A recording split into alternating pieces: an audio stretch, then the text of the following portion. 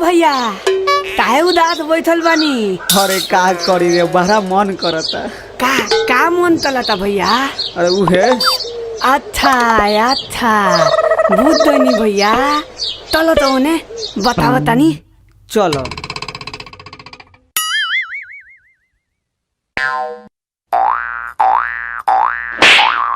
आई दिया ये उपाय लो तो लो भैया। अरे का उपाय बा? बोल रे बोल। अरे बताओ तनी कान दी है ने।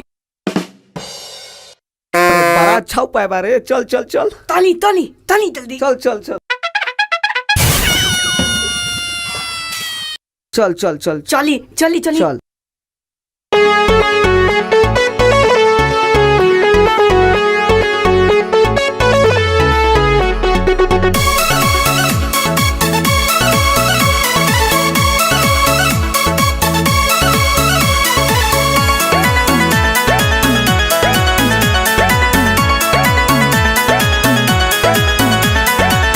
पता ना लागता कि कहाँ बिया मौलिया, ओकर दीवाना के बाबी गरल हलिया। पता ना लागता कि कहाँ बिया मौलिया, ओकर दीवाना के बाबी गरल हलिया।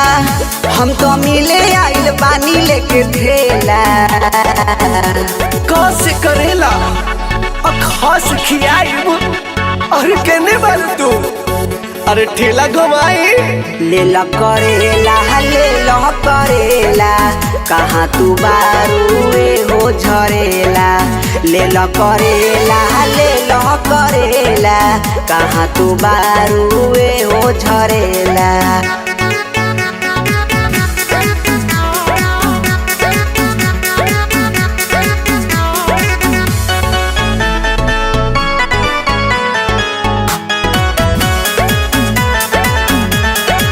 लागे ना फोनवा हमर सोनावा, यादे आवता खूबे कइल तोहर चोन्हावा, कइल तोहर चोन्हावा, कइल तोहर चोन्हावा।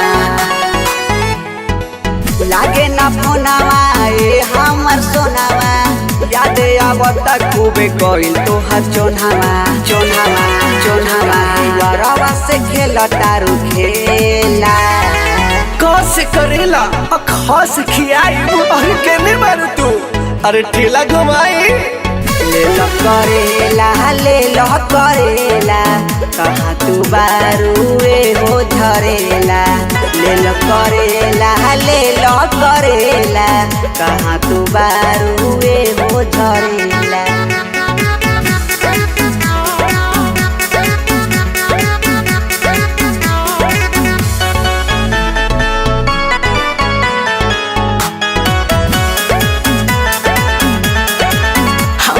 गली में अइला तू जनुआ, देखली केहू पिटई हम जनुआ।